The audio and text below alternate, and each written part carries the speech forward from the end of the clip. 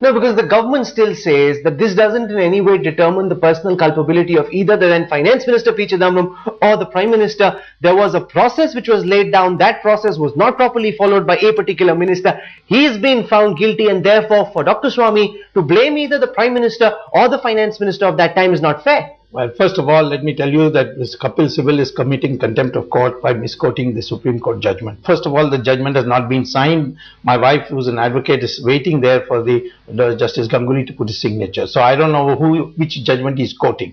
The fact of the matter is that the process was that Chidambaram and Raja will decide together.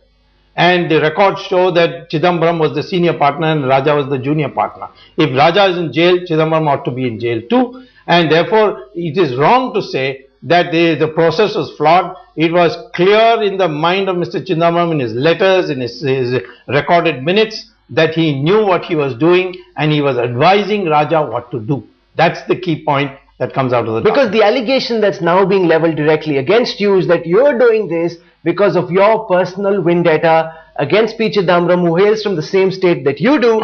You don't target the Prime Minister. If there is culpability, there is culpability also at the level of the Prime Minister. When we interviewed you, you said, yes, Chidambaram is to blame, PMO officials are to blame, but not the Prime Minister. Now that argument just sounds very dubious. First of all, I would advise you to read the Supreme Court judgment of 1992 called the Bhajanlal case, where the Supreme Court has very clearly said that even if you have personal animus, if you produce documents, that's what matters to the Supreme Court. Personal animus is of no consequence. So you are admitting that there is personal animus? There is no, even if there was. See, now listen. Everybody knows that there is personal animosity, and that's fueling a lot of your agenda. I don't know Chidambaram from Adam, I can tell you that. But I have no social contact with them. I never had social contact with them. I had never had a friendship with them. So there's no question of any animus in this.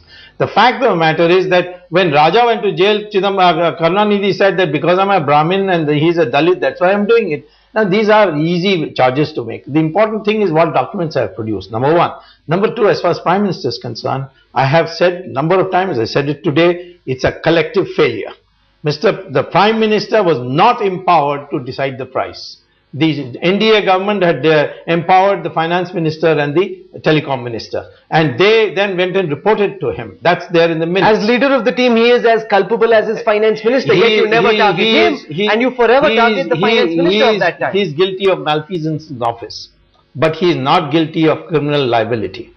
You're now taking your charge one step further and saying that Sonia Gandhi has personally benefited. Yes. She took away 60% of the money. Yes. Now, show me the proof. What's your evidence? How do you make that charge? I will show the proof, but not to you. I'll show it to the court, because you are in no position to assess the validity of that proof. You see, I have been said this from the day one. I had no proof against Raja, I had no proof against Kannimozhi, I had no proof against Chidambaram. This has been coming on from time to time. I'm a singleton here in that sense that I'm a private individual. I don't have the CBI.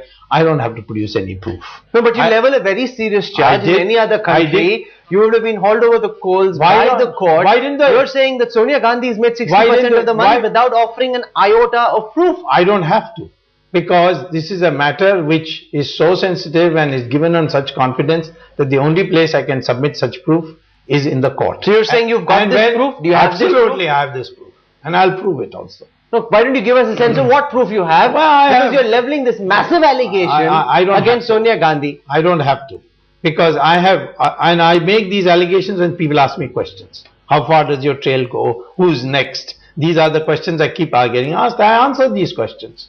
But if you ask me proof, I will say the proof, the only agency I'll give the proof to is the Supreme Court.